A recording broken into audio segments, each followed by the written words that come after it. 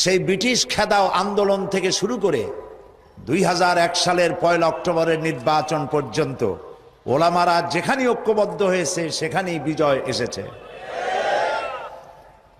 আমরা লক্ষ্য করে দেখেছি, আফগানিস্তান যুদ্ধ করল রাশিয়ার সাথে। এটি একটি অসম যুদ্ধ ছিল।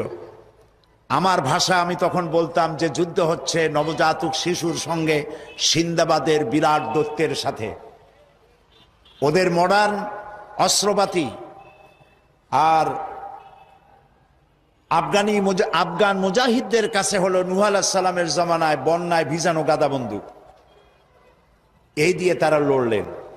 সেই লড়াইয়ে দেখা গেল রাশিয়ার মতো বিশাল দৈত্য কুপকাত হয়ে গেল, আর আল্লাহ তাআলা আফগান মুজাহিদিনদেরকে জিতিয়ে দিলেন। কেন দিয়েছিলেন?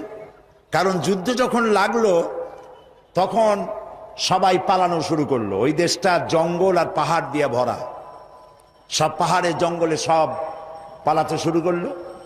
পালায় গিয়ে দেখলো ওলামারা সব এক জায়গায় এসে গেছে। ওই সব ওলামা যারা একজন আর একজনকে দেখতে পারে না, দেখলেই রুমাল দিয়ে মুখ ঢাকে, সালাম দিলে জবাব দেয় না। ফতোয়া দিয়েছিল সে কাফের 5 কারণে, উনি কাফের 3 কারণে, আর উনি কাফের 17 কারণে। এদেরকে যারা কাফের না মনে করে তারাও কাফের। আর ওই সব কাফের মরে গেলে তাদের কবরের উপর যে ঘাস হয় সেই ঘাস যে গরুতে খায় সে গরুও কাফের। এই রকমের ফতোয়াবাজি যারা করছিল তারা পাহাড়ে জঙ্গলে সব একজনের সঙ্গে আর একজনের দেখা হয়ে গেল, সালাম করলো, কোলাকুলি করলো। ব্যাপারটা ছিল এরকম, একজন বলছিল যে আমার ছেলেরা গেল মামু বাড়ি, মেয়েরা গেল নানা বাড়ি, বউ গেল তার বাপের বাড়ি, আমি গেলাম আমার শ্বশুর বাড়ি, যাই দেখি আমরা সব এক জায়গায়। এখন জঙ্গলের ভিতরে গিয়ে আলেম ওলামা, সুন্নি বেদাতি, এইটা সেইটা সব এক জায়গায় হয়ে গেছে, কোলাকুলি শুরু হয়েছে। বলল যদি এই কোলাকুলি আগে করতাম তাহলে তো রাশিয়ার ভূত আমাদের ঘাড়ে চড়তে পারতো না।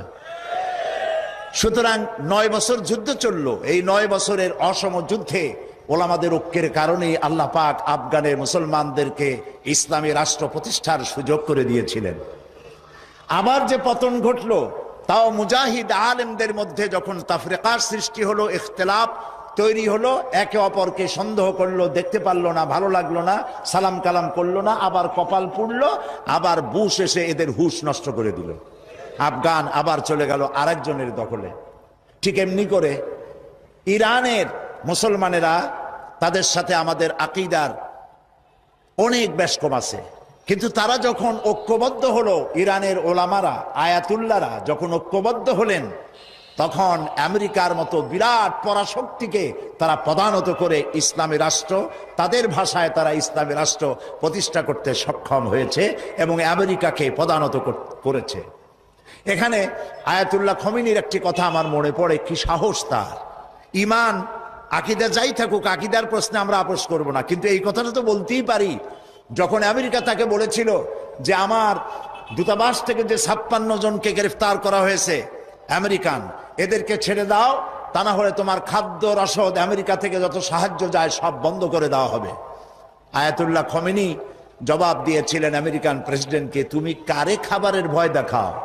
যেই জাতির বছরে 1 মাস না খাইয়া থাকা ফরজ, সেই জাতি তোমার খাবারের অপেক্ষা করবে? তোমার মতো কাফেরদের খাবারের কোনো পরোয়া আমরা করি না। মুসলমানেরা যখন ঐক্যবদ্ধ হয়েছিলেন, আল্লাহ তাদেরকে বিজয় দান করেছিলেন সেখানে।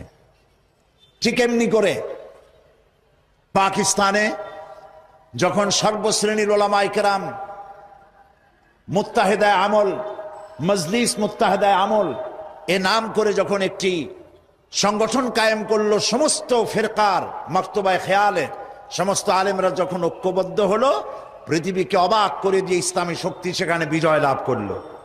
ঠিক অনুরূপভাবে বাংলাদেশ বিগত সরকার এইখানে অত্যাচার করেছে আলেমদের উপরে, এবং সবচাইতে বেশি দুশ্মনী করেছে তারা আলেমদের সাথে।